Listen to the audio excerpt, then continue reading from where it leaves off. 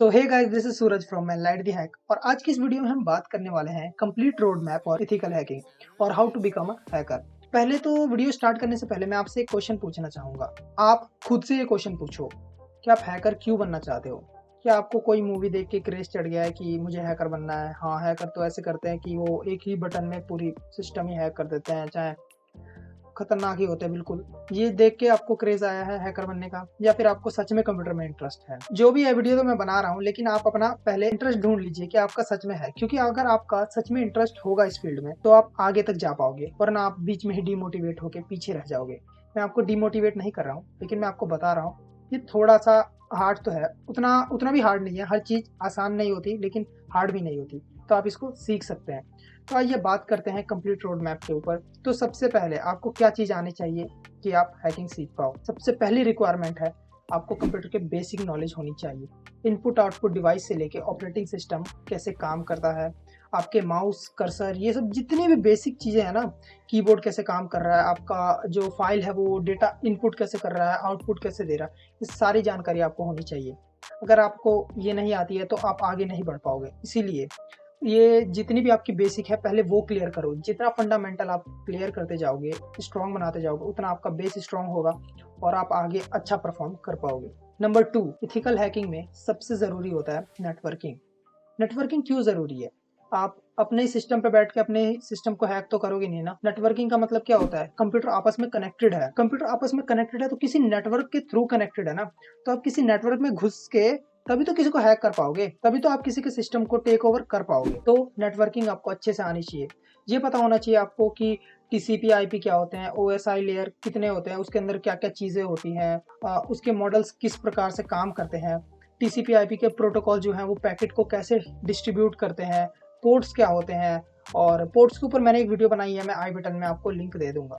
तो ऐसे ही मतलब जो बेसिक चीज़ें हैं नेटवर्किंग की वो आपको पता होनी चाहिए कि कंप्यूटर कम्युनिकेट कैसे कर रहा है, एक दूसरे से कैसे वो कम्युनिकेट कर पाता है। जैसे ये कंप्यूटर यहाँ पे है और ये कंप्यूटर यहाँ है, तो ये आपस में कनेक्ट कैसे हो रहे हैं, क्या प्रोसेस चल रही है इनके बीच, ये आपको पता होना चाहिए पूरा कि कैसे कंप्यूटर कम्युनिकेट करते हैं। नेटवर्किंग में आपको इतना भी डीप नहीं जाना कि आप राउटर के अंदर पढ़ रहे हो कि कौन सी कोडिंग उसके अंदर काम कर रही है, क्या कोडिंग चल रही है, 0 1, वो आपको नहीं पढ़ना है। बस ऐसा पढ़ लीजिए कि आपको समझ आ जाए कि क्या चीजें काम में आने वाली है। तो ज्यादा डीप में मत जाइएगा। अब पॉइंट नंबर 3 की तरफ बात करते हैं। पॉइंट नंबर 3 है, आपको लिनक्स आना चाहिए। लिनक्स बहुत जरूरी है।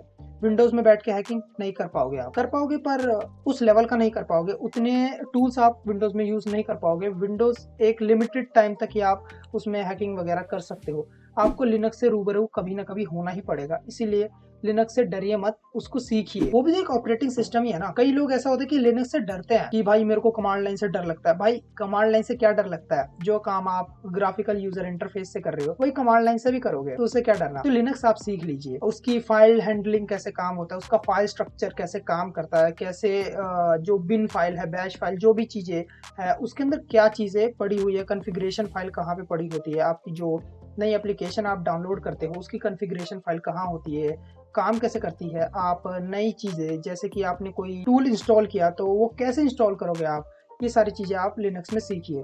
और सबसे आसान तरीका है लिनक्स को सीखने का, इंस्टॉल कर लो यार उससे। उबंटू हो गया, काली हो गया, कोई सा भी, मैं तो बोलूँगा उबंटू इस्तेमाल करो।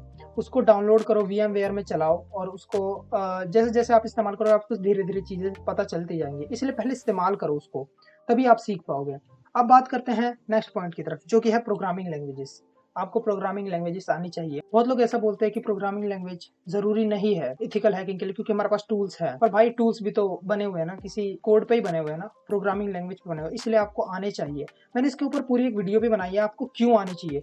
तो मैं सजेस्ट करूंगा आप वो भी वीडियो जाके देख लो। मैं डिस्क्रिप्शन में और आई बटन में उसका लिंक दे दूंगा। इतना कोडिंग सीख लो कि आप कोड को समझ पाओ कि कोड कहना क्या चाह रहा है। जैसे आप कहीं अटैक कर रहे हो, मान लो जैसे कोई बैकएंड है वो पाइथन के जेंगो पे बेस्ड है, तो अगर आपको पाइथन आती है तो आप समझ पाओगे कि क्या चल रहा है, किस तरह से डेटा मैनिपुलेट कर सकते हो आप उसमें, वो आपको पता चल जाएगा। तो पाइथन चाहे कोई भी एक प्रोग्रामिंग लैंग्वेज मास्टर कर लो, उसके बाद फिर दूसरे लैंग्वेज में स्विच करने में आसानी हो जाएगी। अब बात करते हैं कि आपको आगे क्या सीखना चाहिए। तो आगे आपको वेब एप्लीकेशन सीखना चाहिए कि मतलब वेब एप्लीकेशन काम कैसे करती है। जैसे कि हमारा हो गया HTML, जावास्क्रिप्ट, इन्हीं पे हमारी वेब एप्लीकेशन बनती है ना। HTML हमारा स्केलेटन हो गया वेब पेज का, और जो हमारी जावास्क्रिप्ट है वो उसका दिमाग है, मेन फंक्शन वही परफॉर्म करता है। तो HTML और जावास्क्रिप्ट सीख लो, तो ये भी आपके लिए जरूरी है, क्योंकि सबसे आसान तरीका हैकर बनने का यही है कि आप वेब एप्लीकेशन से होते हुए जाओ। पहले आप वेब एप्लीकेशन पेन टेस्टर बनो कि वेब एप्लीकेशन कैसे काम करती है, उसी में आपको ज्यादा चीजें सीखने को मिलेगी और धीरे धीरे आप आगे बढ़ते जाओगे। क्योंकि यार हैकिंग ना कोई छोटा सा पॉन्ड नहीं है, ये बहुत बड़ा ओशन है। इसमें से आपको काफी सारी चीजें सीखनी पड़ेगी। जो साइबर सिक्योरिटी है उसके अंदर, जो इथिकल हैकिंग है उसके अंदर काफी सारी चीजें हैं। साइबर सिक्योरिटी में बहुत सारे ऐसी चीजें हैं जो आपको सीखनी पड़ेंगी, और बहुत सारे अलग अलग फील्ड्स हैं साइबर सिक्योरिटी में भी। लोग सोचते हैं बस एक बग बाउंटी हो गया, बस यही है, ऐसा नहीं है। बहुत सारी चीजें, फॉरेंसिक्स है और काफी सारी चीजें हैं। तो आपको ये सारी चीजें भी पता चलेगी धीरे धीरे जैसे जैसे आप एंटर करोगे। लेकिन जैसे जैसे आप एंटर करोगे उसमें तो मैं यही बोलूंगा कि आप वेब एप्लीकेशन से होते हुए जाओ, उसके पेन टेस्टर बनो, उसके बाद धीरे धीरे आपको चीजें समझ में आएंगी। तो आपको HTML और जावास्क्रिप्ट सीखनी है। उसके बाद कोई भी एक बैकएंड की लैंग्वेज सीखो, PHP और SQL, MySQL, डेटा के साथ जो खिलवाड़ होगा उसमें, क्योंकि जब आपको SQL आ जाएगा तभी आप डेटा को समझ पाओगे। और पूरी हैकिंग ही तो डेटा पे बेस्ड है ना, मेन चीज़ ही तो डेटा है। तो आपको थोड़ी सी SQL और SQL मतलब, और PHP भी सीख लो तो काम आ जाएगा। ऐसा ज़रूरी नहीं है कि पूरी आप डेवलपर ही बन रहे हो, फुल स्टैक डेवलपर, मतलब इतना सीख लो कि आप कोड को समझ पाओ, कोड को पढ़ पाओ, ठीक है। ये सब तो आपने सीख ली। इसके बाद क्या करना है आपको? अब आपको OWASP टॉप 10 की तरफ शिफ्ट होना है। उसकी जितनी भी वल्नरेबिलिटी है जो उस लिस्ट में है वो आपको सीखना है, जैसे XSS, CSRF, SQL injection, broken authentication, और भी काफी जितने भी हैं वो आपको सीखना है। वो जब आप सीख जाओगे तब आपको करनी है प्रैक्टिस, और practice makes a man perfect, ये तो आपको पता ही होगा।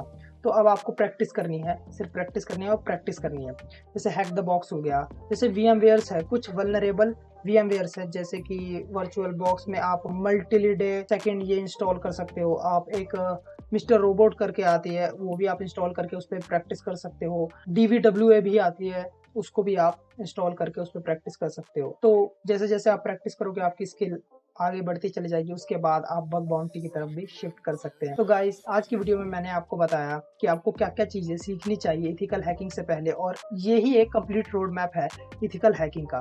तो आई थिंक आपको ये वीडियो जरूर पसंद आई होगी। मैं मिलता हूँ आपसे नेक्स्ट वीडियो में, तब तक के लिए गुड बाय।